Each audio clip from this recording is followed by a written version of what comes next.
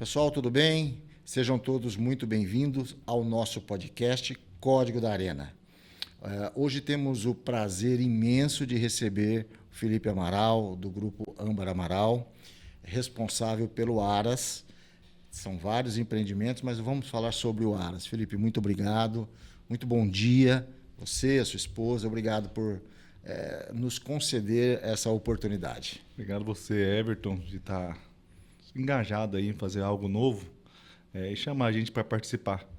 Na verdade, meu primeiro podcast e eu estou aqui como um representante do Grupo Âmbar Amaral. Maravilha, muito obrigado. Obrigado pela preferência. Tamo junto, tamo junto. Tá, você falou do Grupo Âmbar Amaral, você falou do Âmbar Amaral. Como nasceu o grupo e qual os principais passos que transformaram no que é hoje? Conta um pouquinho da história pra gente. Vou tentar resumir, viu? Porque a história é comprida. A gente fala que o Grupo Âmbar Amaral começou do casamento do meu pai e da minha mãe. Isso foi lá em 1982, em que eles se aventuraram, foram abrir terras no Mato Grosso, Pontes de Lacerda. Ali que tudo começou, né? E os negócios começaram a crescer. E eu acho que a identidade do grupo começou desse começo, que é um começo difícil. Você pensou em ir a Mato Grosso, a gente é de Santa Fé do Sul, São Paulo. E meu pai ia para Mato Grosso, diz ele, né, eu não participei disso, mas que era quase 1.500 quilômetros de estrada de terra. Nossa. E lá abrir fazenda, eu acho que isso, o princípio e os valores vieram de lá. Eu ontem estava vendo estudando um pouco, né, sobre o grupo, para a gente fazer a lição de casa, e vi algumas coisas dos valores que vocês praticam, e eu fiquei assim, confesso que eu fiquei emocionado, até chamei minha esposa para ver, achei muito legal, Deus, e está escrito em todo lugar, as pessoas que trabalham com vocês, os valores que vocês praticam, eu acho que isso é... Você sabe, Everton, que aqueles valores não são só nossos. Uma vez a gente participou de uma consultoria que veio até nós e falou que não adianta você colocar valores nas pessoas. Ou está dentro das pessoas ou não está. Então a gente fez um compilado ali de 200 valores que normalmente as pessoas colocam e colocou isso em votação. E, para grata surpresa, eu acho que os 7 valores que estão lá, eu tenho medo de falar aqui e esquecer de algum, mas minha esposa está aí para me ajudar, foram eles que escolheram. Então, quer dizer, está íntegro dentro das empresas, né? Em primeiro lugar é Deus, inovação, felicidade, determinação, honestidade, comprometimento, talvez eu esqueci algum aí, e gratidão.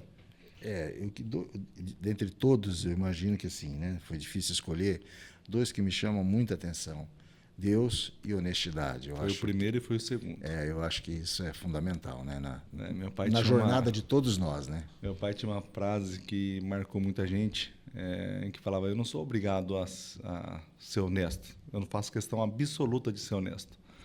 Então isso marcou muita gente, até quando as pessoas duvidam um pouco da gente, falam que a gente talvez está mentindo, e eu ensino isso para minhas filhas: mentira de jeito nenhum, eu posso talvez omitir, mas mentir de forma alguma. Isso acaba ferindo a gente quando as pessoas acham isso da gente. Então isso você não pode nem passar no podcast, aí vai que passa. É inegociável. Me chama de filha mas não me chama de desonesto. Essa eu acho que é uma grandes virtudes aí da família da Âmbar Amaral. Maravilha, maravilha. E aí começou com gado, é isso? Lá quando ele começou? Meu pai, quando foi para o Mato Grosso, ele foi trabalhar com o pai dele naquele exato momento, no começo da vida dele. Isso foi em 70 e alguma coisa, quando ele acabou de se formar. Ele formou, inclusive, em agronomia com uma diversificação para zootecnia. Nós somos em 3 irmãos, 2 veterinários e eu, zootecnista. E ele começou ali e se aventurou uma única vez sendo, na vida pública, deputado estadual pelo Mato Grosso, presidente da Assembleia, uma única vez. Isso foi de 86 a 90, quando eu nasci, em 86. E logo a gente acabou indo para o Mato Grosso e ali começou toda a história. Era um negócio pequeno para nós, com cria, recria, engorda somente. Ali foi todo o começo da história do Grupo Âmbar Amaral.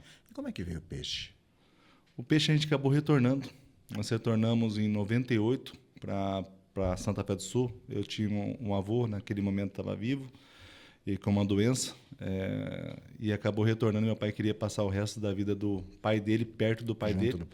junto do pai, nós retornamos àquele momento e aí passou um tempo, meu avô faleceu e logo a gente começou tinha uma fazenda de pecuários, que era naquele momento gado de leite até, meu pai até diversificou e foi o que ele queria, que era o gado Nelore, PO. E os filhos começaram a crescer e se formar. E nesse se formar, o Ramon, que é o mais velho, numa das conversas com meu pai, ele falou, pai, eu acho que eu não quero ir para fazenda, não. Eu não quero mexer com fazenda. E começou a história de piscicultura, ele tinha estudado piscicultura, e nós tínhamos um prefeito naquele momento, inclusive é deputado, que é o Itamar Borges. Sim, conheço. Que naquele momento falou do meu pai de piscicultura, frigorífico. O pai falou, o que é isso aí, piscicultura? Não quero mexer com isso não, isso aí deve ser igual criar carneiro. E logo mostraram pra gente, meu pai era muito visionário, mostraram pra gente que com menos de 30 dias, sei lá, 60 dias, a gente começou a colocar tanque na água, peixe na água, e aí começou a revolução azul dentro do nosso negócio, começou a aquicultura no nosso negócio. Entendi. Isso foi em 2006. Hoje é um dos principais, não, né? Eu acho que o principal negócio nosso ainda é a pecuária lá no Mato Grosso, a fazenda. Entendi. A Aqua tem seu valor, lógico, mas em termos de negócio, de valor, eu acho que as propriedades são o nosso maior negócio. Bom, você já respondeu, não vou nem perguntar qual a filosofia. A filosofia, eu acho que são esses valores, né? Qual a filosofia que conecta todas as empresas? Tipo assim, você já contou uma parte, como que do gado foi parar no Nelore, no Nelore, que foi parar na tilápia, né? Sim. Na verdade, meu pai como visionário, eu perdi meu pai em 2012. Ele queria ver os filhos todos próximos dele. Ele falava que ele tinha que fazer os negócios para ele, próximo dele, porque senão as esposas iam levar os filhos embora. Sempre o menino vai atrás da menina, né? E ele começou a fazer os negócios. Eu acho que a filosofia do Grupo Âmara Amaral, eu acho que é a união da família. Ele quis a gente ficar sempre muito próximo, com propósitos e valores. Eu acho que os valores nossos são inegociáveis. E a gente foi criado de uma forma muito simples, apesar de qualquer coisa. Quem conhece a gente sabe talvez o que eu estou falando, muito simples, pé no chão, mas muito determinado em fazer o melhor. Não é o melhor só do produto, mas é o melhor para a comunidade, melhor para as pessoas. Eu acho que essa é a filosofia do Grupo Âmara Amaral. Isso é tão presente e é tão verdade o que você está falando, que a gente vê o relacionamento seu mais próximo, que eu acompanho do Ramon, né? E aí no final do ano, se eu não me engano, no final do ano, estava toda a família reunida e vocês andando na chuva, puxando as meninas, as filhas. Você tem 3 meninas, né? 3 filhas. Cada um tem 3 filhos. Cada um tem 3 filhas, né? Puxando a caminhonete, acho que puxando as crianças sentadas, enfim. É família, né, cara? Eu acho que isso é a base de tudo, isso é a raiz de tudo. Se você tem uma família estruturada, todo o resto vai embora, né? Você enfrenta qualquer mundo, né? Nós acreditamos muito nisso, né? A gente é uma família muito unida, tem brigas como qualquer família. Né? Eu acho que até o cavalo, talvez a gente vai comentar um pouquinho, veio para isso, para tentar unir a família novamente. Mas eu acho que a família e Deus aí é a base de tudo, né? Para a gente seguir firme e forte. Perfeito. Olhando para o futuro, quais os desafios e oportunidades que vocês enxergam? Você já tem um grupo com várias empresas, mas o Aras é o mais recente dos empreendimentos, né? Mas, assim, as coisas vão acontecendo naturalmente ou vocês fazem um planejamento, se reúnem e falam, vamos por aqui, vamos por ali? Como é que funciona essa...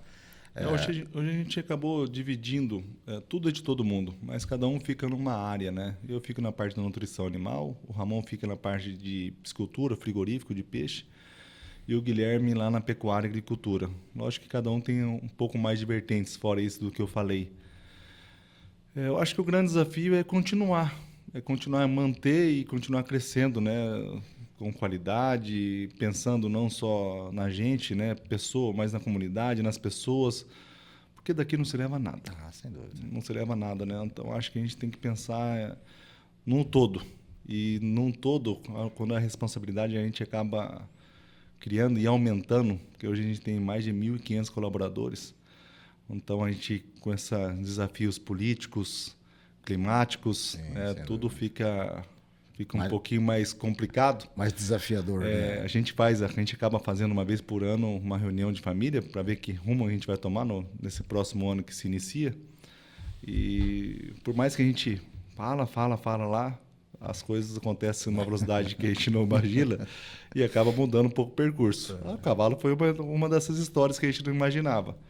Mas tudo que a gente se propõe a fazer, a gente tenta fazer com o máximo possível de responsabilidade, carinho e qualidade nos produtos e para a comunidade e as pessoas. Perfeito. Vocês são 3 irmãos, né? Eu vi um vídeo do seu irmão, do Ramon, falando que você e o Guilherme são irmãos gêmeos com 1 ano e meio de diferença. Aí eu vi hoje eu comecei o Guilherme começou a seguir. É a sua cara, né? Muito parecido. Não são gêmeos. O Ramon parece meu pai, né? Tô brincando. Ele brinca que eu sou o pai e ele eu falo, não, você tem cara de velho. O Guilherme é gêmeos, né? 1 ano e 10 meses de diferença. A gente já foi muito mais parecido. Acabou que a gente estudou junto no colégio, né? Nascemos juntos, estudamos juntos, ficamos todos juntos. A gente até acontece uma coisa com ele lá, a gente sente um outro. Fomos para a faculdade em Uberaba, eu estudei em Uberaba, zootecnia, ele estudou em Uberaba, veterinária, mas acabou se apartando. E esse se apartando, eu acho que a gente ficou até diferente um pouco. De vez em quando as pessoas acreditam que confundem eu e o Ramon, falam que a gente é gêmeos. Eu falo, cara, não é possível, né? Mas bacana isso, quer dizer que é do mesmo pai, da mesma mãe, com certeza. Tem a mesma origem. É a mesma origem. É PO. É POI, porque na verdade a linhagem aí é árabe. É árabe com espanhol. A linhagem? A linhagem é árabe com espanhol. POI é puro de origem importada. Você já ouviu falar disso de gado Nelore? Não. A Nelore a gente fala de PO e o POI. Até no cavalo não fala-se isso, mas o POI é o gado que vem importado, que realmente é genética limpa. Entendi. Né? E eu tenho um avô vivo até hoje que veio do Líbano. Ele está vivo com nós até hoje, tem 96 anos, vou na CIF, Aroeira. Então, o começo da história tem lá, lógico, lá no começo, né, com meus avós. Então, quer dizer, é aquele negócio que a gente sempre fala, né? O turco, o árabe, não aguenta ver uma portinha que quer abrir uma lojinha. Então, está explicado um pouco a genética de abrir... Vou te corrigir, Everton. Turco é turco. Não, sim, eu sei. Eu também sou libanês. Minha avó, meus avós, por parte de pai, vieram do Líbano também, né? Então, a gente brincava com o avô, nenhum dos dois está aqui hoje, a gente brincava, né? Não pode fazer nada que já quer. Então, assim, mas tem um sangue comerciante, né? Tem um sangue diferente, né? Muito comerciante. Eu acho que a gente herdou um pouquinho até isso deles. Eu herdei bastante. Porque a gente precisa disso, né? Acho que isso faz a diferença. Hoje, a gente ter esse dinamismo de querer fazer as coisas, de querer empreender, porque empreender no Brasil hoje não é fácil de qualquer maneira. Então, assim, eu acho que vem do sangue isso, cara. Eu não tenho a menor dúvida. Tem genética? Eu acho. Eu acho que tem um pouco de genética, sim, mas lógico que tem a vida que a pessoa teve, né? Tudo que ela passou, né? Então a gente sempre tenta olhar o que a pessoa passou. Eu acho que tem genética, sim, lógico que tem genética, mas tem os ensinamentos que teve ali da base familiar. Sim, não tenho dúvida. Eu perdi meu pai há 12 anos, 14 anos atrás, meu Deus, está passando rápido. E qualquer momento, qualquer coisa que eu faço, eu lembro de alguns ensinamentos do meu pai, da mãe que está aqui hoje. Então, acho que isso é a base. Sem dúvida. Felipe, vamos falar um pouquinho do Aras. Em que momento surgiu a paixão pelo cavalo ou a decisão de criar o Aras? Como é que foi essa história? A gente sempre foi criado na fazenda, né? Eu morei dos 6 aos 12 anos na fazenda, lá em Pontes de Lacerda. Então, o agro sempre teve muito presente, né? E o amor pelos cavalos. A gente sempre tinha um cavalo do Felipe, cavalo do Guilherme, cavalo do Ramon, Pássaro Preto, e assim vai. E eu sei que a gente voltou para Santa Fé do Sul e acabou perdendo um pouco desse contato. E nesse perder um pouco do contato, a gente vai uma vez a cada 6 meses, uma vez por ano, cada vez menos lá para Mato Grosso, e minhas filhas sempre falam, pai, por que eu não posso andar de cavalo? Só vou andar de cavalo quando estou lá na fazenda. Eu acho que o começo foi um pouco aí. Eu tenho uma filha com autismo leve, que é a minha mais nova, que é a Antônia, que precisa de algumas coisas para o tônus, né? Fazer ecoterapia. E começamos a procurar, e as meninas começaram a falar também, começaram a gostar quando eu ia para a fazenda de andar de cavalo, e o começo foi por aí. Né? O começo, principalmente, da minha família pessoal, Felipe. Resgate. O resgate de querer o cavalo, mas através das filhas até de volta. Porque a gente mesmo enfiado dentro da indústria, né? Acaba nem pensando muito nisso. E as meninas falaram, opa, peraí, mas dá para a gente resgatar e ter um momento aqui também de fazenda em São Sim. Paulo. A gente não tinha nada disso aqui. Eu acho que foi um resgate do passado. Eu lembro que um dia que a gente esteve lá na propriedade, o Ramon estava morando lá, a casa dele estava reformando. Ficou 1 ano e meio lá. E você falou assim, ele não quer mais ir embora daqui, né? Não, ele foi meio que amado, Foi senão meio a esposa dele largava dele. Mas ele estava bem reformando isso. a casa dele, morava numa casa pequena, né, relativamente pelo tamanho das casas. A casa que ele mora hoje, que era uma casa de 2 cômodos e mais um cômodo que era cozinha e sala. Uma casa ali de, sei lá, 60, 80 metros quadrados e super feliz. Acho que a gente precisa de pouco para viver. Não tenho dúvida. Mas acordar cedo, né, ouvindo os barulhos dos passarinhos, ter o contato ali com os animais, tanto para ele quanto para as meninas, foi fundamental. Não tem preço. Não tem preço. Eu comecei a levar a Sofia, que é minha caçula, tem 10 anos. E a gente começou a levar ela para o mundo do cavalo há, sei lá, 2, 3, 4 meses atrás. Então ela começou a treinar. Por quê? Porque, cara, é apaixonante esse mundo do cavalo. É apaixonante viver com as pessoas. Sim. Que são pessoas simples, são pessoas que dão valor na pouca coisa. Né? Então, assim, e esses valores, eu acho que na cidade não encontra. Né? Então, você tira um pouco do celular, você tira um pouco do jogo, você tira da televisão, de amizades incertas, porque o mundo do cavalo ele é mais família, né? Família, o cavalo te ensina, né? Sim. O cavalo ensina várias coisas, através de ganhar, perder, a união com a família, ali como a gente está vivendo em família, né? Acabou se unindo um pouco eu e o Ramon, a gente estava no primeiro momento até brigado um pouco, só conversava estritamente o necessário através das indústrias, do negócio. E quando veio o cavalo, a gente acabou se unindo. No primeiro momento, a gente até brigou. O Guilherme acabou mandando os cavalos para mim, não mandou para ele, porque ele já estava numa escolinha, e onde eu ia, precisava do cavalo. Aí ele falou, mas por que só você que o Guilherme mandou e para mim não? E naquele momento a gente acabou rasgando um pouquinho o que a gente sentia um pelo outro ali, falando mal e depois falando bem, e acabou se unindo. O momento que a gente tinha uma vez por mês, olha lá, que a gente conversava realmente para ir num restaurante, comer junto, ou ali estar junto. E a gente acaba se encontrando hoje todo dia. Então, as crianças aprenderam, através disso, as primas, né? Ficaram mais próximas, conversar, entender, a viver ali, porque até a gente é um grupo familiar. Sim. Eu espero que isso dure por muitas e muitas gerações. Então, elas vão ter que aprender a conviver nos negócios. Então, para nós, isso foi fundamental. Que bom. É o que a gente diz, o cavalo conecta, né? Ele é família, né? Não tem como ser diferente, né? Tá aí mais uma história que prova isso, né? Cavalo é uma coisa mágica. Eu falo que ele é bem mágico. É impressionante. A vibração do animal é um negócio realmente só quem vive. Eu não tenho esse prazer de viver. Minha filha quer que eu compre um cavalo, eu falei, mas eu vou botar onde aqui em casa, né? A gente não tem, eu vou amarrar ali aqui tem uma pracinha aqui na frente. Não, pai, a gente arruma. Eu falei, não, filha, não é bem assim, né? Ela gosta, eu também gosto, mas não tem essa oportunidade. Ô, Felipe, o objetivo inicial do Aras, competição, você já falou uma parte, que, né, uma parte foi essa questão de resgate, mas é claro que pensando como empresa, como empreendedor, competição, reprodução, genética ou investimento no mercado equestre, ou isso tudo junto? Então, Everton, no começo a gente era um negócio para ser só competição ali. Na verdade, nem competição, era por causa da minha filha. Tem um esporte a mais ali. Você disse muito bem, que é o celular, a televisão, que tirar elas disso, né? Uhum. Então, o cavalo... E a gente percebeu que o cavalo era mágico. Então, mágico começou a unir minha família de novo. E essa união falou, se eu e o Ramon entramos de cabeça no negócio, falou, quer saber? Vamos fazer o negócio acontecer como um negócio. Então, era naquele primeiro momento uma necessidade, né, de ecoterapia para minhas filhas e um momento de lazer ali. Segundo momento, talvez competição, que as meninas começaram a ir para a competição e a gente começou a gostar, porque elas começaram a aprender, a ganhar, a perder e tudo mais. Faz parte da vida, né? Mas a gente não sabe fazer qualquer coisa de qualquer jeito. E a gente, através da união, minha e do Ramon, principalmente, está aqui no estado de São Paulo, a gente entrou de cabeça no negócio e realmente começamos a fazer disso um negócio, né? Desde competição, desde reprodução. É um negócio muito grande, que a gente até fala, rapaz, muito pouco tempo para fazer o que a gente está fazendo. Tem que tomar um pouco de cuidado. Quanto tempo? Não tem um ano, né? Outubro de 24, um ano e meio? Um ano e meio, pouco mais de um ano e meio aí.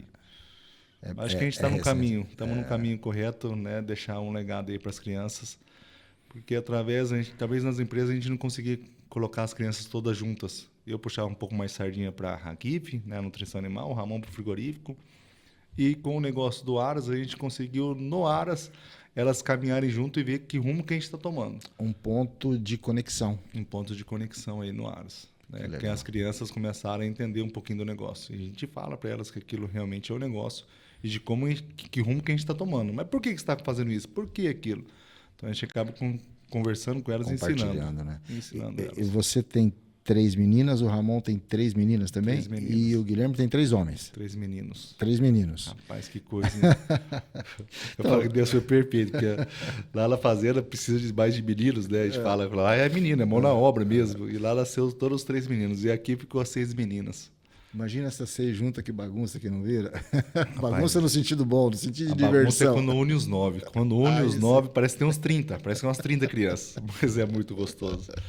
E eles são tudo da mesma idade. A mais velha é do Ramon, que tem 13 anos. E a mais nova é a minha Antônia, que tem 8 anos. Não, então certo. são 9... próximo, né? 9 filhos, 9 netos aí da dona Sônia, com a mesma idade. Quando se une, Jesus... Mas é muito gostoso. Precisa de espaço. É muito gostoso, é muito gostoso. Tá. Quais as modalidades hoje que vocês estão trabalhando dentro do Aras? Só 3 tambores? Ou a gente começou com 3 tambores, a gente se enfiou muito mais nos 3 tambores. A gente acha que é uma competição que realmente é resultado. Ali é competição, não é a votação no juiz, né? E acabou ensinando minhas crianças. As crianças se apaixonaram pelo 3 tambor. Então, quando elas começaram a falar de mexer com o cavalo, eu coloquei na televisão 3 tambores, eu falei, eu quero fazer isso, eu quero fazer isso. A gente tem tem uma égua, inclusive, em sociedade, com o cantor Zé Neto, que é de rédeas. Tem poucos animais ali de laço, mas 95% é 3 tambor. É o que a gente mais se identificou. Pela genética, pelo tudo que ele está proporcionando para a nossa família. O 3 tambor, ele tem essa peculiaridade e, assim, as meninas gostam muito, né? Parece que é uma competição que foi pensada. Claro que os marmanjos e os homens também participam, mas você não vê tantas meninas em outras modalidades como verdade. Você vê no 3 tambor, né? A gente vai fazer, de vez em quando eu faço algumas provas, me convidam para fazer umas fotos de prova. Sim. E a proporção de menina em relação a meninos é desproporcional. É só a maior. A modalidade que mais tem meninas é o 3 tambor. No laço, muito pouco, na rédeas, um pouco mais. Mas o 3 tambor. Mas não deixa de ser só de menina. Não, sim, sem dúvida. Eu falo que na criança e amador, 60% é menina e 40% é menino. Até eu tô, né? Então tem que falar que o menino tá. Competição acirrada entre o Ramon. Eu vi semana passada. Acirrada. Acompanhei. O meu deu tanto, fizeram aposta, enfim. Mas e aí, quem foi o melhor? O Everton? É o Felipe ou o Ramon? Pula. Não, pula essa parte, eu não vou me comprometer. Uma hora eu quero trazer o Ramon aqui, ele não vai querer vir. Não, vai sim. Eu falo que é uma competição saudável. Né? Eu acho que a competição sempre é bem-vinda à forma saudável. Sim, sem dúvida. Né? Que não extrapole qualquer coisa. Eu acho que é uma brincadeira, né? Que a gente faz um com o outro e as crianças acabam fazendo entre si. Mas até gera o engajamento de querer mais, de querer fazer melhor, querer fazer mais. Eu vejo que o Aras inteiro, desde que a gente começou, todas as crianças estão evoluindo muito rápido. Né? Já tivemos uma filha minha que fez 16, a gente fala cavalo de 16, ela fez um cavalo de 16 segundos, né? Está correndo muito bem, ganhando tudo. As meninas que no começo, meu Deus, isso não vai dar nada. Estão todas virando muito bem, ganhando competição. Então, acaba gerando essa competição entre elas, que se for de uma forma saudável é muito válido. Sem dúvida. A vida é uma competição, né? Quando você sai para o mundo, você compete com concorrente, você compete pela sua namorada, pelo seu marido, e essa competição, as pessoas precisam aprender a ganhar e a perder. Sim. A gente vê muita gente que não sabe perder e se decepcionam e entram em depressão porque não conseguiu isso, porque não conseguiu aquilo, porque não foi trabalhado isso, né? E o cavalo ensina demais isso. Então, assim, a gente vê assim, muita gente, essa moçada mais nova, não vou nem falar a idade, que não teve a criação que a gente teve, aquela criação mais raiz, já veio essa geração de internet, e são as pessoas que mais têm, se você for avaliar, que mais têm quadros que levam a algum tipo de problema psicológico, sim, alguma dependência de álcool, de droga, alguma coisa assim, que na nossa época, eu sou um pouco mais velho do que você, mas na minha época não existia isso, porque a gente vivia de outra maneira, né? Então, eu acho que o cavalo faz essa conexão, que é uma conexão raiz, né? Que é uma conexão, eu sinto isso, minha filha me cobra, já faz 1 mês e meio que eu não levo ela, porque a gente está gravando aqui, ela ia de sábado, mas toda semana, essa semana ela está na casa da avó, já, pai, você vai me levar sábado? Então, assim, é gostoso isso, é bonito, e a gente quer que ela siga. Vai competir? Não sei se eu vou deixar, se eu vou ter coragem, porque eu sou meio medroso com ela. Mas que curta o cavalo, que goste do animal, né? Com certeza. É muito gostoso. Felipe, quais os principais animais que fazem parte do plantel e que representam um trabalho desenvolvido pelo Aras? Everton, o Aras Âmbar Amaral cresceu muito, né? E eu acho que a gente tinha que ter identidade. Uma das principais identidades nossa é o Garanhão. Nosso Garanhão, que é o Strica Epideste, que é uma sociedade nossa, com o Zé Neto, que a gente até apelidou ele de Foguete, que tem a música Escuta Aí o Barulho do Foguete. Eu acho que é a principal identidade. Mas também temos muitas matrizes, né? Matrizes consagradas lá dentro, né? Desde a mãe dele, a gente adquiriu a mãe dele numa sociedade também. Outras matrizes comprovadas aí, né? Mas eu acho que a identidade maior é fazer cavalo. Fazer cavalo através dos filhos dele, cavalos aí de amadores, de crianças. Eu acho que é a principal identidade que a gente quer deixar para o futuro do Aras Âmbar Amaral. Genética. Então, assim, vocês vão... a ideia é ter esse animal para reprodução. Claro que é criar essa identidade, mas é criar dentro disso. É criar a partir dessa genética, de venda de embrião, de compartilhamento. Eu acho que a principal genética que a gente quer dentro do Aras Âmbar Amaral é cavalo de amador. Então, a gente, quando comprou o Strica Epideste, ele era um cavalo que corria com um jovem, né, profissional ali, amador profissional, e foi muito bem. E a gente percebe que os filhos dele, o primeiro filho dele em competição agora, corre com o amador. Então a gente viu isso muito nele, né? Então a gente quer, e quando a gente busca as matrizes, a gente vê se essas matrizes já produziram também para amadores. Porque acaba que a gente é amador, né? As crianças são amadoras. Então o que a gente quer é produzir nessa linha. É produzir nessa linha. Entendi. Quais as matrizes e linhagens genéticas que vocês consideram fundamental para o projeto do Aras? Você já respondeu uma parte disso, dizendo que é o Garanhão, mas assim...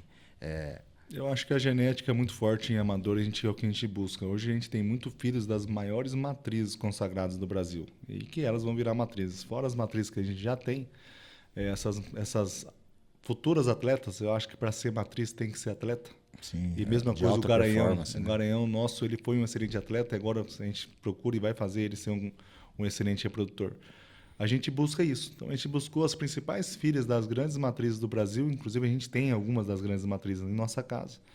Essa vertente que a gente está levando para o Aras Âmbar Amaral. É ter essas principais genéticas, principalmente pensando em amadores.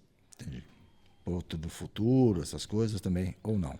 O potro futuro é muito importante, mas o principal é o potro pro futuro. Porque a gente acaba falando que o potro futuro, o cavalo corre o potro futuro, o treinador, né, maceta demais o animal, e aí depois do potro futuro ele não vai mais. A gente quer pensar no potro futuro? Queremos, mas a gente quer um potro pro futuro. Eu acho que essa é a principal mentalidade. A gente quer um cavalo longevo, né, que vai viver muito tempo no esporte. A gente vê cavalos machucando muito cedo, né? E o que a gente não quer é isso. É uma judiação, né? O cavalo, quando tive a oportunidade de ver por 2 ou 3 vezes em competições o cavalo machucar e é de cortar o coração. É um negócio assim. Eu quero nem lembrar disso, porque eu sou meio mole para essas coisas, sabe? Eu nunca vi, não quero ver. Eu não dou conta disso, não. Inclusive, esses dias fui num Aras, onde eu tinha feito uma prova, perguntei pro cara, viu aquela égua que se machucou na prova? Ele falou, rapaz, acho que foi para Barretos, eu não sei, foi fazer cirurgia e tudo. Sim. Não existe uma égua linda, cara. Judiação. E eu tinha o vídeo dela, joguei fora para não guardar a lembrança daquilo, né? Existe algum animal que vocês acreditam ter potencial para marcar a história do Âmbar Amaral? Você falou do Garanhão agora, você acha que ele é a cara? Eu acho que o que vai marcar a história do Âmbar Amaral é os filhos desse Garanhão, ou dos Garanhões que estão para vir, das matrizes que estão por vir. Eu acho que é a marca GA. Hoje a gente tem poucos filhos nascendo com GA. A primeira geração foi esse ano agora e vai começar a nascer Na verdade, a primeira geração vai começar a nascer agora a partir de julho, que é o ano hípico do cavalo, que é de julho a junho. Então, os filhos do cavalo, os filhos dessas éguas com a marca GA, que a gente consiga realmente fazer desses cavalos virarem atletas, bons atletas, né? Que a gente passa essa genética não só para a gente, mas para o Brasil todo. Pessoas, né? E quando as pessoas olharem para o Âmbar Amaral, eles têm orgulho de falar que essa genética é do Aras Âmbar Amaral. Perfeito. Você já comentou a questão de vocês terem uma parceria com o Zé Neto, mas tem outras parcerias também? Existem outros cavalos em comum, ou o que você tenha com ele? Enfim, como é que funciona essa integração do Âmbar Amaral com outros aras? Hoje nós temos algumas matrizes importantes, né, que são de sociedades. Nós temos uma matriz importante chamada Star Brian, que inclusive produziu vários filhos correndo 16 aí, campeões, e a filha dela é matriz awards desse ano, pela BQM. Então, é a principal égua do Brasil esse ano, é a filha dela. E ela é uma matriz, inclusive ela é filha, então a genética vem muito forte. Filha de uma égua muito importante também. Como uma irmã da Rolling, com uma outra sociedade, como uma sociedade com Aras WV, que é a mãe do Streak Up Dash. Então, a gente procura algumas coisas, ter algumas sociedades até para poder a evolução ser um pouco mais rápida. Mais rápida, né? Mais rápida. A gente tem algumas sociedades, sim. A gente gosta... A gente é uma sociedade. Sim. Eu, Ramon, Guilherme, é uma sociedade. A gente gosta, mas eu gosto realmente de estar de pessoas que realmente tendem a ter os mesmos valores da gente também. Quantos animais hoje no plantel? Não faz essa pergunta, é muito difícil. Difícil? Mas hoje tem lá mais de 50 animais POs. Vocês utilizam também barriga de aluguel? Sim, fazemos embriões. Inclusive vai começar a estação de monta já. A gente pretende fazer aí de 40 a 50 embriões por ano, até para potencializar a genética do Streak Up Dash. Nada mais melhor, né, do que a gente estar investindo na genética do Garanhão. Sim. E é importante demais a gente ter matrizes, né, realmente, que vão levar essa genética para frente. Hoje o Streak Up Dash só produziu com éguas mais simples. E agora com as éguas que a gente tem, que a gente comprou até barrigas de éguas importantes, nós temos certeza, né, que esse garanhão vai ser um dos maiores garanhões do Brasil. Mas você vende também embrião ou você é só próprio? Naquele primeiro momento a gente começou a entrar no negócio e começamos pela qualidade genética que a gente tinha, começou a ter no plantel, a gente começou a vender animais. Inclusive você já foi lá, tirou foto de alguns animais que a gente vendeu. A gente é chamado para participar, como muitas das importantes éguas do Brasil estão com a gente é chamado para vender embrião. Inclusive os filhos, né, que estão nascendo, que vão nascer, a gente já é convidado, os filhos que nasceram nessa égua já é para o leilão tal, já é para o leilão Y. Graças a Deus, pela importância do nosso trabalho que a gente está fazendo, a gente já é convidado por bastante leilões. Inclusive, eu assustei.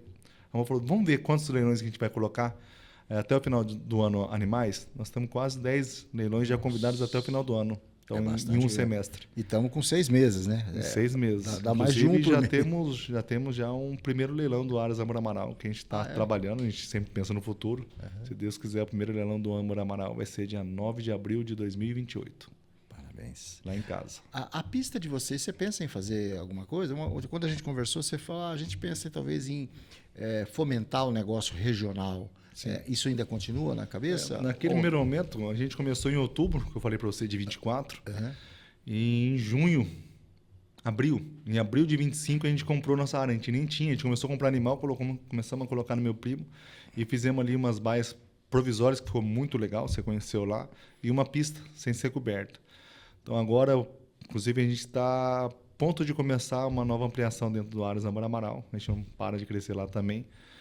Vamos fazer uma pista nova, com baias novas, e essa pista realmente é coberta, pensada já numa prova, uma competição lá dentro, né, em etapas, que a gente quer fomentar, né, a região de Santa Fé do Sul, aqui no interior de São Paulo, realmente ter mais visibilidade, né, no Três Tambor, que eu acho que é um esporte tão maravilhoso, tanto que une a família, Tanto que faz você estar mais próximo da família, que é o que fez comigo. Não acabava que, por causa das empresas, a gente acabava nem ficava muito próximo das crianças. Chegava em casa, tanto problema, só problema para resolver. Sim, sim. E agora a gente, à tardezinha, lá para as 3, 4 horas, ou até antes, né?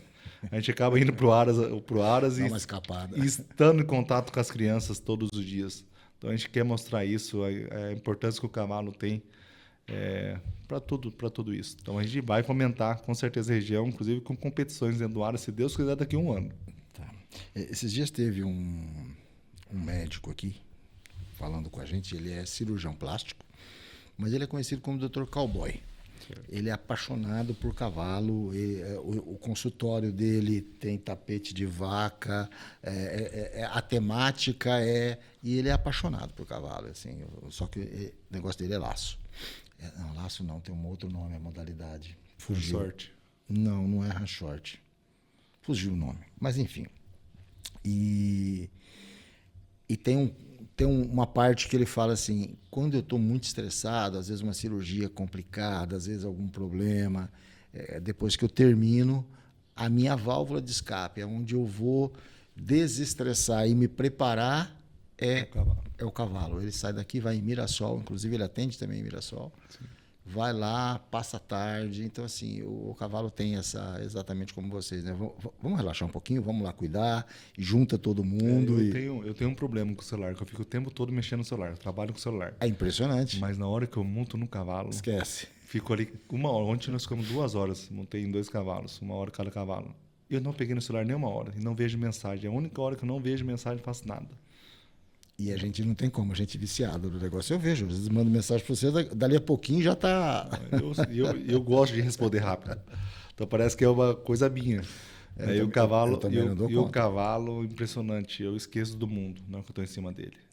Ontem eu estava aqui em casa, era quase 11 horas da noite, entrou uma seguidora, começou a seguir a gente ontem. É uma moça, área 12, São José dos Campos, alguma coisa assim. Aonde fica? Eu já respondi na mesma hora. Então, assim, aí perguntou isso, perguntou aquilo, mas você responde na hora, né? Eu também tenho esse hábito. Só se eu estiver dormindo, aí fica desligado mesmo, não tem acordo, né? Quais as características que você identifica que não pode faltar num cavalo de alta performance? A gente sabe que tem uma série de coisas que a gente tem que olhar, mas para você, o que chama mais atenção? Primeiramente, eu acho que é a genética. Genética e que tipo de genética você está buscando para o que você está investindo. Eu vejo morfologia, mas eu acho que o cavalo tem que ter coração. Um cavalo de 3 tambores, a gente percebe que tem cavalo para tudo quanto é criança, qualquer amador, qualquer profissional. Tem um cavalo certo para cada um. Sim. Mas tem alguns cavalos que têm um coração que não são deles. Eu tenho um cavalo lá que é da minha filha mais nova, que se colocar uma criança pequena como minha filha, ele vai devagar. Se colocar um profissional, ele corre. Se eu subir em cima dele, ele já fica agitado. Então, um cavalo tem que ter coração. Eu acho que a gente conseguir identificar isso num cavalo, que ele é diferente dos outros, e cada cavalo tem sua particularidade e seu número, né? Vamos falar assim. Mas eu acho que é fundamental ele ter um coração para aquela pessoa que está ali com ele. Isso vem de encontro. A semana retrasada a gente esteve com a Sandra. A Sandra é veterinária do Aras Império. Sim. Faz 10 anos que ela está lá. E a gente bateu um papo aqui. E ela falou exatamente a mesma coisa. Ela só deu outro nome. Ela falou índole. Que é mais ou menos o que você está falando, né? Coração. Mais do que genética, né? A índole é aquilo que... o coração é aquilo que faz a diferença no animal, né? Então... É por aí. É bem isso. Vamos falar agora um pouquinho da Hagif. A gente sabe que a Hagif é uma empresa que está há muitos anos no mercado, com ração para peixe, com ração para pets e agora recente com ração para cavalo. Sim. Como chama a ração? Como é que é? Tem um nome específico? Tem... Tudo leva o nome da Hagif, né? Que o pessoal fala, o que significa Hagif? Eu acho que eu sou árabe, é uma palavra árabe, né? Mas Hagif é o nome dos 3 irmãos, o começo aí, né? Hadi Ramon, Gui de Guilherme e Fê de Felipe. Então, desde no começo, o pessoal falava, qual que é a ração? A gente começou com peixe. Como chamar a ração? Não tinha ração, chamava Top Fish, mas ninguém nem olhava Top Fish, é a ração do Amaral. Entendi. E eu acabei perdendo meu pai e o negócio começou a ficar muito grande e as pessoas do Nordeste e do Sul nunca ouviram falar do Amaral. E aí a gente colocou, por que não Hagif? Então tudo leva o nome da Hagif, inclusive a ração de cavalo é Hagif Horse. Hagif Horse. Isso. O que motivou vocês a entrarem nesse mercado? Foi antes do Aras, foi depois do Aras? Ou as duas coisas estão conectadas? A gente está em nutrição animal quase 20 anos aí, né? E a gente sempre pensa em diversificar. Então, inclusive, vai nascer mais coisas. Já tinha passado no cavalo na minha cabeça. Inclusive, a gente fez ração de cavalo há 10, 12 anos atrás. E a gente parou porque a gente fazia um pouquinho para nós. A gente tinha uma propriedade em Santa Clara do Oeste e acabamos abortando isso porque a gente vendia só para nós e o volume era muito pequeno. E a partir do momento que a gente começou a trabalhar, a amar o cavalo, a gente queria dar sempre o melhor para o nosso cavalo. Então, no começo, nunca foi pensando em vender. Sempre foi pensando em fazer para a nossa criação ali um melhor para os nossos cavalos. Então, aí que nasceu a Hagif Horse, numa área comercial. Então, a gente começou, desde o primeiro momento, eles nunca comeram uma ração. Todos os cavalos lá do Aras nunca comeram nenhuma ração que não seja da Hagif. Então, a gente começou a fazer ali os produtos, né, e amadurecer com coisas novas que apareceram, mudanças que... Né, porque até uma ração nova no mercado, a gente queria conhecer um pouco mais do produto e colocamos isso à venda a partir de janeiro desse ano. Então é recente. A comercialização sim, é recente. Mas o desenvolvimento já faz tempo que está trabalhando. A gente começou um trabalho lá no passado, o nosso formulador já fez muita ração de cavalo.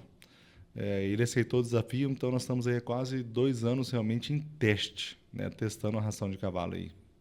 E é uma ração voltada para alta performance? Ou para um cavalo assim, de passeio, um cavalo... Ela tem uma especificidade ou não? Ô Herbert, eu vou ser bem sincero para você, de vez em quando eu sou bem transparente, as pessoas assustam. Cavalo, primeiramente, não foi feito para comer ração. Sim. Eu sou vendedor de ração. Sim. Ele não foi feito para comer ração. Então, assim, o cavalo realmente precisa comer ração. Eu falo o cavalo que não tem outra coisa para comer. É um capim de boa qualidade, né? Feno ali, alfafa de boa qualidade, ou que seja o gramão, o que está ali para comer. Aí você suplementa ele. Mas nós estamos trabalhando com cavalos atletas. Né? Vamos pensar numa pessoa. Uma pessoa normal, come arroz, feijão, tudo normal. Mas um cara atleta, que está na Copa do Mundo lá, por exemplo, agora. Ele não faz só isso. Ele tem aditivos, vitaminas ali para complementar. E eu não consigo pegar aquelas vitaminas e jogar aquilo num pasto e fazer aquilo lá ser absorvido e o cavalo conseguir absorver. Então, por isso que se usa a ração. Por isso que a gente faz ração. E desde aquele primeiro momento, a gente queria o melhor para o nosso cavalo. Então, o mercado está acostumado com rações pelletizadas, que é rações pré-cozidas. Eles tiveram um pré-cozimento de 50 graus só para formar aquela massinha e formar o produto. Por isso que você aperta uma ração pelletizada, ela quebra. A nossa é uma ração extrusada. Como é uma ração de cachorro e gato, todo mundo tem. Você pode apertar que ela não quebra. É uma ração que já foi cozida. Então, aquilo para absorção de ingredientes, para o melhoramento dele, é muito mais absorvido, muito mais digestivo para o cavalo. E a gente suplementa. Então, a gente suplementa muito. A gente fala que os cavalos que comem nossa ração, só se ele tiver alguma deficiência de alguma coisa que você avaliou ali, que usam suplementar mais. Mas não precisa suplementar mais, a não ser a nossa ração. Então, o começo foi fazer o melhor para os nossos animais e logo passou para a gente vender. Para a linha comercial. Para a linha comercial. Bom, você já falou, são mais ou menos 2 anos, né, de desenvolvimento. Sim. Quando vocês pensaram na ração, quais foram os critérios para escolher ingrediente, combinação que impacta a saúde, digestão e desempenho do cavalo? Você já falou da questão dela não ser cozida, né? Dela ser extremamente cozida. Aliás, extremamente cozida, perdão. Diferente das rações concorrentes, vamos dizer assim, da maioria das rações concorrentes. Mas assim, qual foi o norte? A gente fala de ração, de performance, mas a gente sabe que tem os ingredientes, aquelas coisas que fazem a diferença. O que tem de diferente hoje na tua ração? Vamos lá, é sempre pensar no melhor, né? Desde o peixe. No peixe, por que a gente cresceu? A gente quis fazer o melhor para os nossos peixes e acabou, peraí, se está fazendo para você, por que eu quero essa ração também? E a gente hoje é conhecido como a melhor ração do país de peixe e a maior fábrica de ração de peixe do Brasil. No pet não veio diferente. Naquele momento que eu fiz a ração de pet, eu tinha 5 cachorros e 2 gatos. Eu queria fazer o melhor para o meu cachorro, para o meu gato. Então eu quis fazer o melhor para eles, sem pensar em preço naquele primeiro momento. Lógico que é um negócio e tem que amadurecer. Ou eu tenho que provar que o preço é melhor que a qualidade é melhor que o preço. E o cavalo, primeiramente, você tem que pensar no cavalo. Né? Nada mais do que isso. O que realmente ele precisa. E não inventar moda. E eu acho que as pessoas acabam, naquele primeiro momento, eles pensam só na parte comercial. E eu não pensei na parte comercial. Você começa a olhar os rótulos das rações, eles falam, tem de biotina 0,0 alguma coisa, de condroitina, glucosamina, particulação 0. Nós não, a gente possui, a gente contém em grandes quantidades realmente o que o cavalo precisa. Então eu não estou pensando na linha comercial. A linha comercial é a consequência. Né? Estou pensando na qualidade que aquele cavalo que está consumindo em minha ração, que são os meus cavalos principais, hoje não mais, que hoje, graças a Deus, está me dando muita ração, mas o que eles realmente precisam. E saber que cada cavalo é um cavalo. Tem cavalo que é de um jeito, é para um esporte, ele consome uma ração, ou de uma idade, ou um cavalo mais atleta, um cavalo de criança, ou um cavalo que uma matriz, cada um com a sua especificidade aí.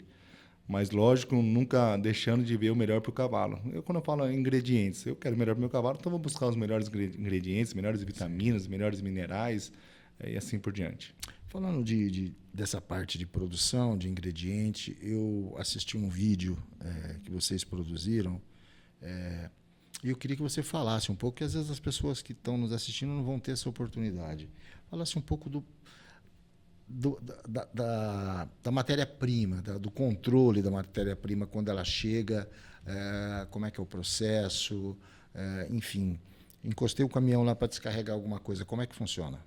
O que a gente procura garantir para quem compra a nossa ração, que sempre vai ter uma ração de extrema qualidade e muito igual do que ele comprou sempre. Né? Não tem muitas mudanças numa ração. Desde peixe, desde cachorro e gato, desde cavalo. A não ser que falte alguma matéria-prima. Mas a gente procura padronizar. E a padronização vem desde o começo dos ingredientes que chegam na Hagif. Então, tudo que chega na Hagif é analisado. Proteína bruta, estratério, matéria mineral, fibras, qualquer análise que está em rótulo aí, inclusive que tem mais. Então, primeiro é feita uma qualificação de fornecedores, chega essa matéria-prima, passa pelo controle de qualidade, tudo que chega e tudo que sai. Então, é uma garantia. Se tiver alguma coisa não conforme, esse produto é reprocessado. E fica o convite aqui para todo mundo que quiser conhecer a Hagif, é uma empresa que está situada em Santa Fé do Sul. Qualquer pessoa, acho que é importantíssimo saber o que você dá para o seu animal, de onde vem e como é produzido. Sim. É uma fábrica extremamente automatizada. As pessoas chegam lá e falam assim, mas cadê o tanto de funcionário que você falou? Os funcionários estão no escritório, estão nos caminhões, que hoje a gente tem uma frota muito grande, eu estou no controle de qualidade, mas na fábrica a gente acaba apertando o botão, a ração quase sai lá no final. Pronta, né, para realmente garantir. A gente tem mania de falar assim, comprou minha ração, não deu resultado, pode rasgar o boleto. Então, a gente tem a mania de garantir o que a gente está falando. Então, é extrema importância a gente falar assim, essa ração de cavalo tem tanto, tem isso, tem aquilo. Então, a gente tenta garantir o máximo possível através de pessoas e automatização. Vocês estão aonde hoje em termos de distribuição? Porque você começou a comercialização agora, esse ano, né? Pelo que você disse, né? Do cavalo. Do cavalo, Você está nos mesmos pontos aonde a pessoa já encontra a sua ração para o pet, o cavalo ou é diferente? O cavalo é uma coisa muito nova, que hoje a parte comercial é feita 100% por mim ainda. Estou formando equipe. Só que hoje eu estou em todos os polos do Brasil. Todos os cantos do Brasil a gente entrega ração de peixe e de cachorro e gato. E todos, desde Manaus, desde o Rio Grande do Sul, desde o Nordeste. Então a gente tem esses vendedores também atuando, né, que vendem ração de peixe, cachorro e gato. E eu na parte comercial aí de aras. Então, todo mundo que quer ração de aras, enquanto a gente está formando a equipe ainda, eles vêm falar comigo.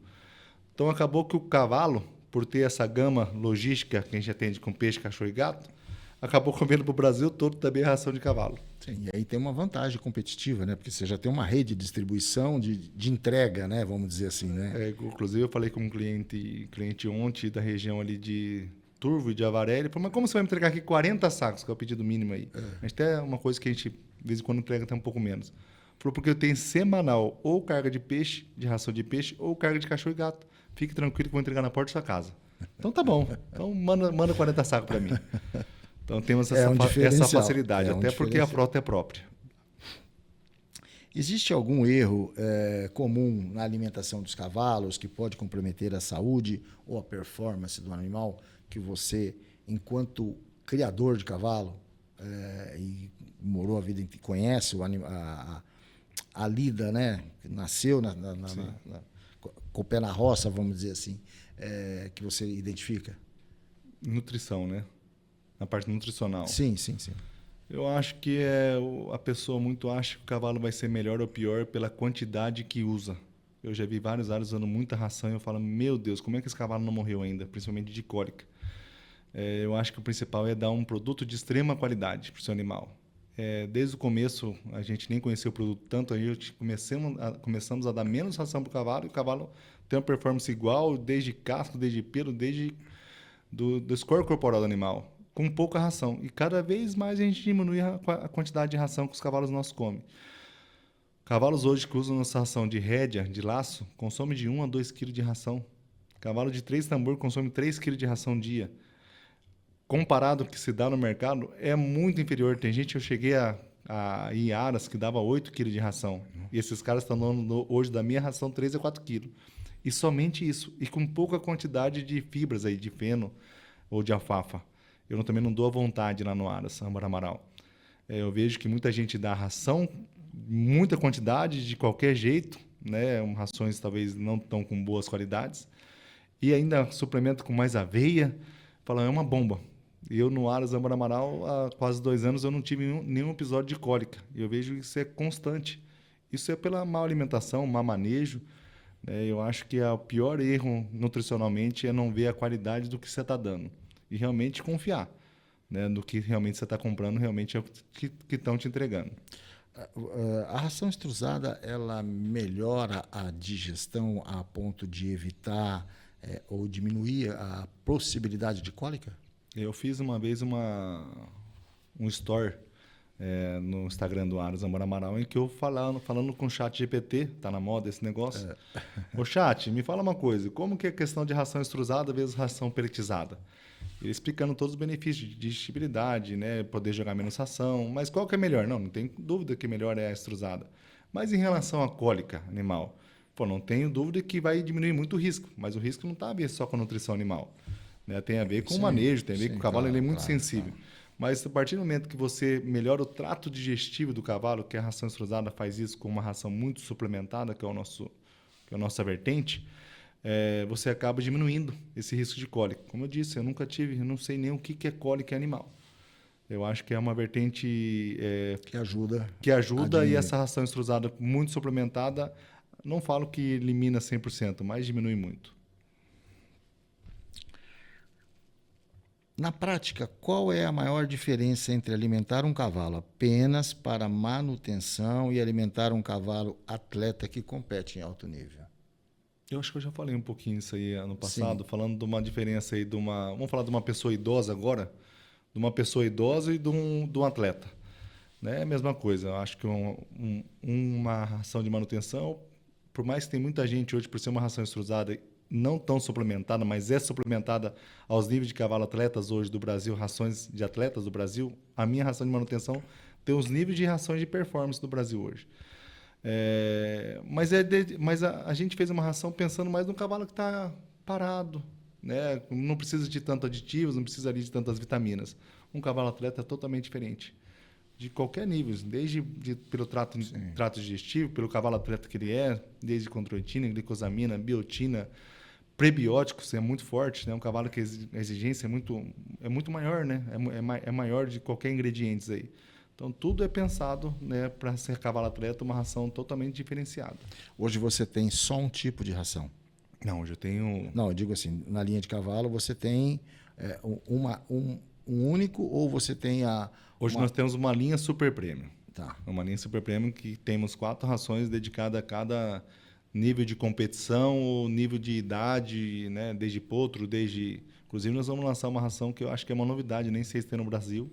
É uma ração de reprodução para matrizes, para realmente estar com uma performance melhor de embrião ou de transferência de embrião ou de IX, que é uma modalidade hoje para tirar mais embriões das éguas. A gente está fazendo uma ração dedicada a isso. Isso é muito legal. A Sandra, comentei que teve aqui, e a gente fez uma pergunta: qual era o maior erro dos reprodutores, das pessoas que investiam? Ela falou assim: tratar a barriga de aluguel como assim, como se não fosse nada. Alimenta excessivamente a matriz, mas a barriga de aluguel fica em segundo plano. E que potro que ela vai gerar, né? Então, assim, isso é bem interessante, porque falta é um dos principais. Ela apontou como um dos principais erros. Eu acredito. 3 meses antes das receptoras parirem, ela já come um pouquinho de ração antes, mas ela começa a comer ração como ela estivesse já com um potro nascido. Então, 3 meses antes a gente já traz, inclusive as receptoras que eu parei agora em julho, que é o começo da estação, já estão lá comendo ração com capim de extrema qualidade para elas produzirem, né? O crescimento ali do animal nessa fase, nesse terço final é importantíssimo. E depois a própria manutenção do animal. Eu vi um animal outro dia, fui fazer uma foto aqui de um aras aqui, e tinham 2 potrinhos, 1 ano, talvez 9 meses. E os 2 nasceram na mesma época, barriga de aluguel. Sim. Um foi amamentado pela barriga de aluguel e o outro, a gestora não aceitou, ele foi amamentado numa madeira, com ração. A diferença de tamanho dos 2 animais era gritante. A olho nu, você enxergava a diferença de porte e eles tinham basicamente uma semana de diferença. Então, acho que isso faz toda a diferença na criação, né? Qualquer criação, né? Inclusive a gente. Sim, sem dúvida. Inclusive a gente. É importantíssimo a qualidade dos ingredientes da ração que você dá para os animais e qualquer fase, né? Receptor é um animal que vai produzir lá um bicho de extremo valor comercial, então não pode ser tratado como qualquer coisa. Uhum.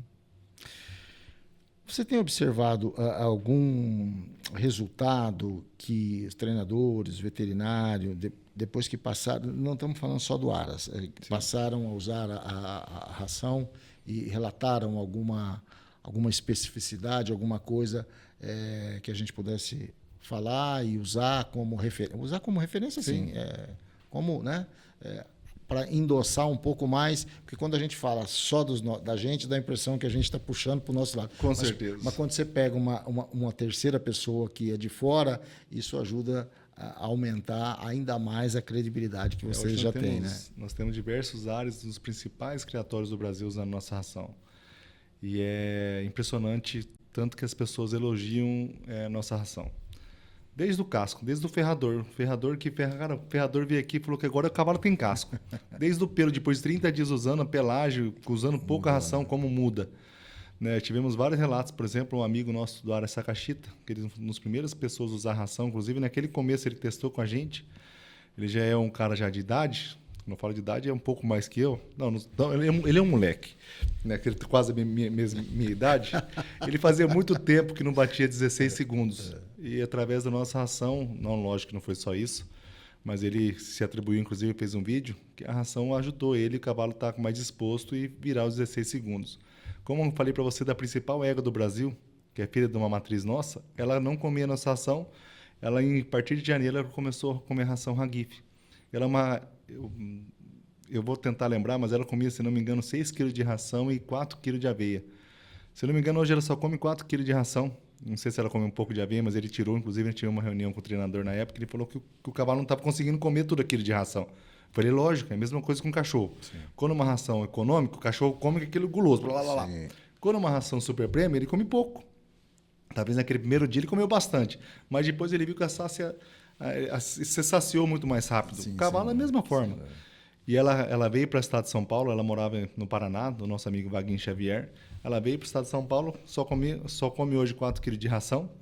E ela não só manteve, ela melhorou. Então ela fazia ali seus 16 segundos, né, médio alto, e hoje ela faz 16 segundos baixo.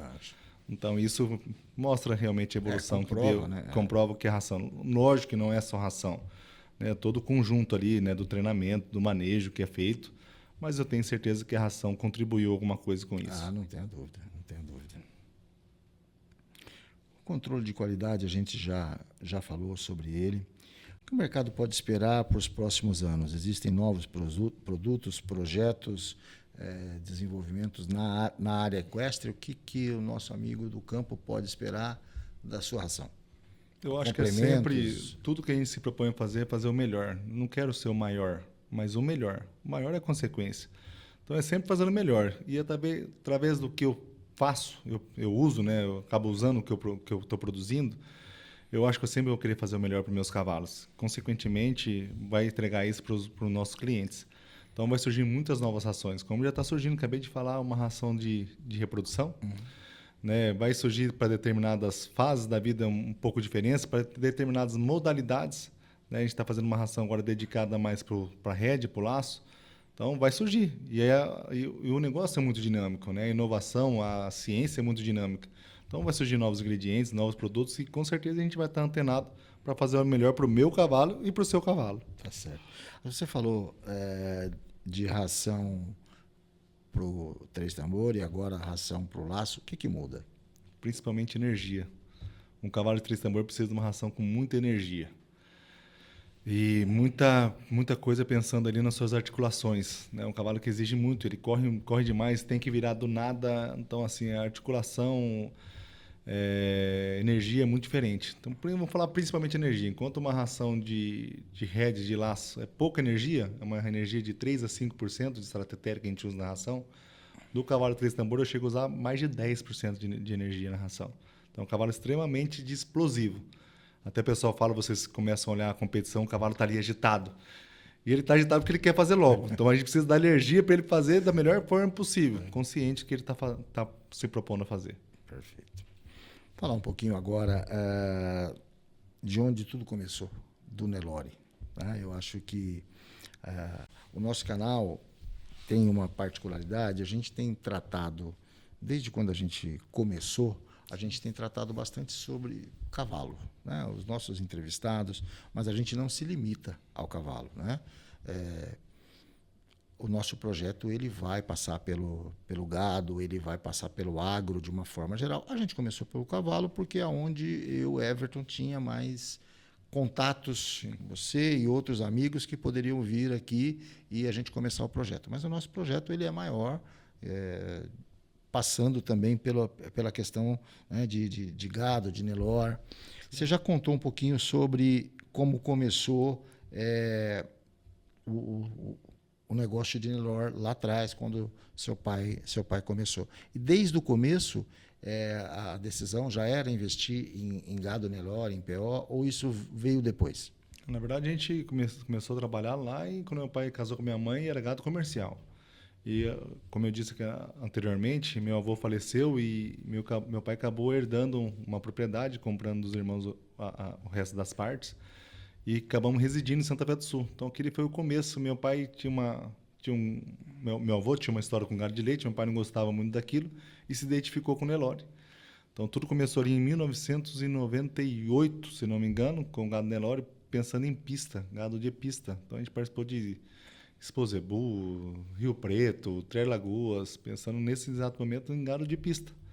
Aquele foi o começo do Nelore e Âmbar Amaral, não da fazenda em si, sim. Mas pensando na genética Nelore, foi em 1998. Recente, né? Tem quase 30 anos aí. Se a gente pensar em termos de história, né? 98 eu estava trabalhando, eu estava fazendo fotografia em Mirassol, fotografando móveis. Por isso que, para mim, a minha lembrança é tão fresca que parece que foi ontem. Mas eu tinha 40, hoje eu tenho muito mais do que 40. Esquece aí. Vamos tratar disso, não. O que vocês procuram quando vai para um leilão ou aparece um lote para vocês comprarem, ou vocês só recriam aqueles animais de vocês? Mas é quando você olha um lote, quando alguém te oferece ou quando vocês vão participar de alguma compra, o que é a principal característica? Sim. Eu acho que são animais extremamente superiores, né? A principal característica é a gente conseguir avaliar. São animais extremamente superiores. A gente compra muito pouco hoje no Nelore. A gente vende bastante, a gente faz... O Guilherme tinha até sentado aqui, hein? Mas eu acredito que a gente faz de 5 a 6 leilões por ano, né? E a gente mudou toda a vertente do Nelore em Âmbar Amaral. Antigamente era pensando em pista e hoje é pensando em produção. Realmente o que vai dar ali o melhor rendimento de carcaça, o crescimento mais rápido, o animal que come menos e converte melhor. Que eu acho que a gente está começando a falar um pouco mais disso agora no Nelore. O animal ele tem que nascer não tão grande, mas ele não precisa ser tão grande, mas ele tem que ser um boi ou uma vaca ali, uma novilha forte. Que vai render. Que vai render. E vai crescer, ter seus 400, 500 quilos ali, comendo menos, convertendo mais. Então, acho que é as principais. O principal negócio, a principal vertente seria essa. Eu acho que sim, é um animal extremamente superiores. É isso que a gente tende a criar dentro do Nelore âmbar amaral. Tá. Vocês desenvolvem a genética ou você já Hoje a gente desenvolve, mas também compra genética, né? Inclusive a gente tem vários touros hoje em centrais, mas a gente acaba fazendo o Guilherme fala de intra-rebanho. A gente avalia ali dos 0 aos 18 meses todos os animais que nascem ali, vejam qual que é os melhores ainda passado por um ultrassom de sonografia para realmente ver qual que se saiu melhor de área de eu não sei falar muito essas coisas, mas área de olho de lombo, de espessura de gordura, né? E não só isso. Na verdade, o animal não para só ali. Uhum. Ele tem que o reprodutor ali, ele tem que mostrar através dos seus filhos que ele é um bom pai, produz bem. A matriz que vai emprenhar mais cedo, a gente ouve lá, eu vou lá no Guilherme, até assusta, cada vez está menos, mas os novilhos se emprenham com 13, 14 meses. Não emprenhou, vai embora. E não vai embora. Quando fala PO, vai embora para a balança, para o frigorífico. Não, a gente não vende o que a gente não quer. A gente só vende realmente o que a gente quer. Então, prenhou, se produziu um bezerro de extrema qualidade, que, né, conseguiu aumentar. Então, essa pressão de produção é extremamente importante para fazer animais sempre superiores. Na prática, eu sei que você não vive muito, mas você conhece muito, qual o maior erro para quem começa a investir em genética bovina? Você sabe que o meu sonho era trabalhar na fazenda. Eu acho que por isso que eu tô gostando desse negócio de aras. Porque eu fiz zootecnia e eu queria ir para a fazenda. Mas falou, não, você vai montar uma fábrica de ração, você vai tomar conta. Mas, cara, o principal erro, eu acho que é a assessoria. Estar próximo de pessoas que realmente queiram bem e entendem do negócio. Que conhecem, né? Que conhecem o negócio. Essa assessoria é fundamental para esse começo. Naquele começo lá do Nelore âmbar amaral, eu lembro, né, um pouco, mas eu lembro que meu pai começou a criar e buscou a melhor genética que existia no Brasil. Se não me engano, não lembro como chama a fazenda, mas era VR. E fez uma parceria. Foi lá e escolheu as 10 maiores matrizes que aquele cara tinha, fez uma parceria com aquela fazenda, e começou a coletar embriões e ficar metade para nós, metade para eles. Então, foi bem assessorado. Inclusive, é um amigo nosso que mora em Jales, chama Dito, ele que nos ajudou. Então, acho que o principal começo era estar bem assessorado. Está bem assessorado, porque você está começando, às vezes você não conhece, ou acha que conhece, mas não conhece a fundo, né, a questão genética, e eu acho que isso é fundamental, né? Procurar ajuda quando a gente não conhece. Procurar ajuda e estudar bastante. Quando a gente começou no cavalo, a gente tinha alguns assessores, mas tem muito tubarão no meio, né? Sim. E eu estudei, hein? Eu acho que eu sou quase uma enciclopédia do cavalo de 3 tambor. Porque de 20 anos para cá eu sei tudo que ganhou, que perdeu, como foi a genética, como avançou. Eu quis para tentar não errar menos. Tentar errar menos. Não errar normal, mas sim, tentar errar o mínimo possível e estar bem assessorado. Perfeito. Quais as características que você acredita que serão mais valorizadas no Nelore, características genéticas, nos próximos anos? Você já falou que teve uma mudança que vocês observaram. Eu acho que essa conversão alimentar é fundamental, né? Animais mais precoces, né, que agradam os olhos.